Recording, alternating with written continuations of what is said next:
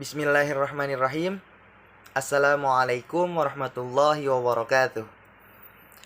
Yang terhormat Ibu Maguna Elias Tuti MPD selaku dosen pengampu mata kuliah Sejarah Sastra.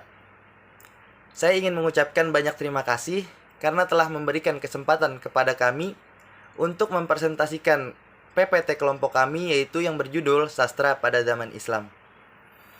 Sebelum masuk ke dalam materi, izinkan saya untuk memperkenalkan anggota kelompok kami.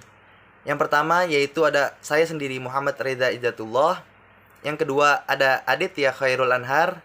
Yang ketiga ada Rohadi Maulana. Dan yang keempat ada Laila Azra.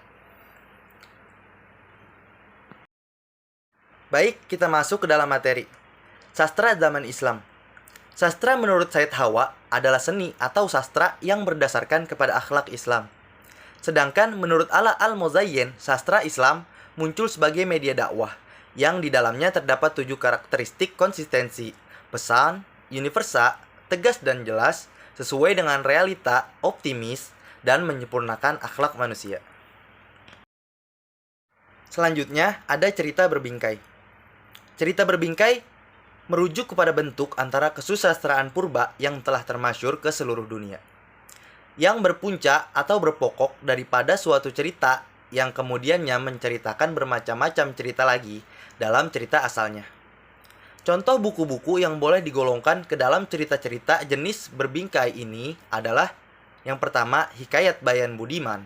Yang kedua, ada Hikayat Gulam atau Hikayat Raja Ajami Asbak. Yang ketiga, ada Hikayat Bakhtia. Dan yang keempat atau terakhir, yaitu Hikayat Alfu Lailah wa Ilailah atau Hikayat 1001 Malam. Setelah itu, di sini kita akan membahas sastra kitab. Sastra kitab adalah sastra yang memuat bidang yang cukup luas. Di dalamnya mencakup ilmu kalam, ilmu fikih, dan ilmu tasawuf. Jenis sastra ini ditulis atau disadur oleh orang-orang Melayu yang belajar di Mekah atau di Madinah. Karya sastra kitab dapat menjadi rujukan mengenai Islam bagi orang-orang Melayu, karena pada waktu sebagian besar masyarakat Melayu masih sedikit yang memahami bahasa Arab. Tokoh-tokoh yang terdapat dalam sastra kitab: yang pertama ada Hamzah Fanzuri, yang kedua ada Syamsuddin Al-Sumantrani, yang ketiga ada Nurdin Ar-Raniri, yang keempat ada Abdur Rauf Singkel. Tujuan penulisan sastra sejarah. Yang pertama, memberikan pengukuhan terhadap kedudukan seorang raja, dihormati, disegani, dan dipatuhi segala perintahnya. Yang kedua, untuk memberikan pelajaran bagi generasi selanjutnya tentang kebesaran negaranya. Yang ketiga, untuk menimbulkan rasa kebanggaan terhadap raja, negerinya, dan pahlawannya. Yang terakhir, untuk memberikan kesenangan sekaligus kegunaannya untuk merekam kehidupan raja pada zaman pemerintahannya sebagai bahan fakta sejarah yang dapat dijadikan pelajaran bagi generasi berikutnya. Hasil penulisan sastra sejarah. Puisi. Unsur intrinsik puisi ada 5, yaitu diksi, imaji, majas, rima, dan irama. Kalau unsur intrinsik puisi diantaranya pendidikan pengarang, agama pengarang, dan latar belakangnya pengarang. Teknik membaca puisi yaitu ucapan dan gerakan wajar, tidak harus dibuat-buat dan pengucapannya harus jelas. Prosa.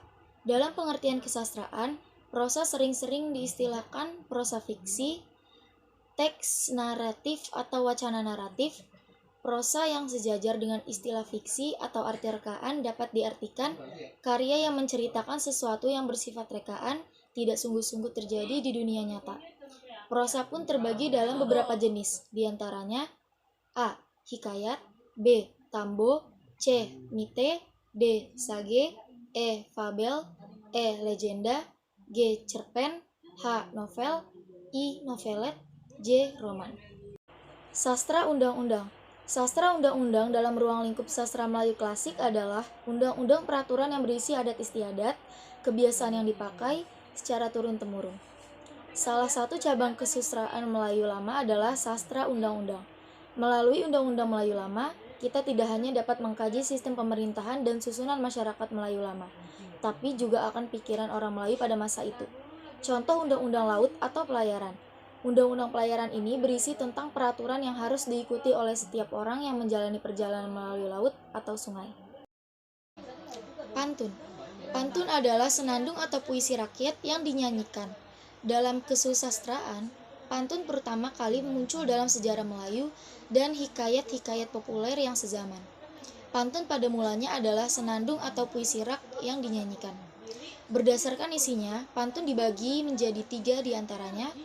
Yang pertama, pantun anak-anak, yaitu A. Pantun teka-teki, B. Pantun jenaka, C. Pantun sukacita, D. Pantun dukacita. Yang kedua, pantun muda-mudi, A. Pantun perkenalan, B. Pantun percintaan, C. Pantun perceraian, D. Pantun dagang. Yang ketiga, pantun tua, A. Pantun nasihat, B. Pantun adat, C. Pantun agama. Syair. Syair terdiri dari 4 baris. Setiap baris mengandung 4 kata yang sekurang-kurangnya terdiri dari 9 sampai 12 suku kata. Dalam Kamus Besar Bahasa Indonesia, syair adalah puisi yang tiap bait terdiri dari 4 larik yang berakhir dengan bunyi yang sama. Sedangkan secara umum, syair diartikan sebagai karya sastra Melayu lama dengan bentuk terikat dan mementingkan irama sajak. Ciri-ciri syair. Yang pertama, syair memiliki sajak A, A, A, A. Yang kedua, setiap baris syair terdiri dari 8 sampai 14 suku kata. Yang ketiga, setiap baitnya memberi arti satu kesatuan. Yang keempat, tiap bait dalam syair terdiri dari 4 baris atau larik. Yang kelima, syair tidak memiliki sampiran, sehingga semua barisnya mengandung isi dan makna. Yang keenam, makna dalam syair ditentukan oleh bait-bait selanjutnya. Yang ketujuh, bahasa syair berbentuk kiasan. Yang delapan, syair biasanya berisi tentang dongeng, cerita, petuah, dan nasihat. Yang terakhir, yang kesembilan, irama dalam syair terjadi pada setiap pertengahan baris. Unsur-unsur syair. Unsur yang ada di dalam sebuah syair berupa unsur intrinsik dan juga unsur ekstrinsik. Berikut beberapa penjelasan dari kedua unsur tersebut. 1. Unsur intrinsik syair. A. Tema, B. Perasaan, C. Nada, D. Amanat. 2. Unsur ekstrinsik syair. A. Unsur ekstrinsik yang pertama, latar belakang dari kehidupan seorang penyairnya. B. Kedua, latar belakang pendidikan seorang penyairnya. C. Ketiga, latar belakang adalah sebuah budaya dan sosial. D. Keempat, unsur intrinsik yang terakhir adalah adat atau kebiasaan yang dilakukan oleh masyarakat setempat. Golongan syair menurut isinya. 1. Syair panji. Syair panji sebagian besar adalah olahan dari bentuk prosanya. Misalnya syair Panji Semirang adalah olahan dari hikayat Panji Semirang. Syair Agreni adalah saduran dari Panji Agreni. 2. Syair Kentambuha. Syair Kentambuha adalah syair Panji yang paling terkenal dan paling banyak mendapat perhatian dari sarjana R.O. Winstead berpendapat bahwa syair Kentambuha dikarang pada zaman kegemilangan Kesultanan Malaka, yaitu abad ke-15. 3. Syair Agreni. Syair ini mempunyai plot yang hampir sama dengan syair Kentambuha. Raden Menteri atau Raden Inu Kartapati dengan diam-diam telah kawin dengan Ratna Anggreni, anak seorang patih. 4. Syair Damar Wulan.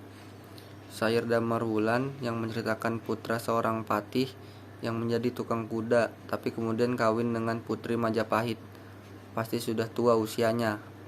5. Syair romantis. Syair romantis adalah jenis syair yang paling digemari. Ini tidak mengherankan, karena sebagian besar syair romantis menguraikan tema yang biasa terdapat di dalam cerita rakyat, penghibur lara, dan hikayat. Pengaruh sastra klasik terhadap masyarakat. Sastra merupakan bagian dari kebudayaan. Hubungan antara kebudayaan dan masyarakat itu sangat erat. Menurut pandangan antropolog, adalah cara suatu kumpulan manusia atau masyarakat mengadakan sistem nilai, yaitu berupa aturan yang menentukan suatu benda atau perbuatan lebih tinggi nilainya, lebih dikehendaki dari yang lainnya. Aliran sastra ada 8, yaitu 1. Realisme, 2. Surrealisme, 3. Naturalisme, 4. Romantik, 5. Simbolik, 6. Mistisme, 7. Surrealisme, dan 8. Impresionisme. Baik, mungkin hanya itu yang dapat kami sampaikan. Terima kasih atas perhatiannya. Kurang lebihnya tolong dimaafkan. Wassalamualaikum warahmatullahi wabarakatuh.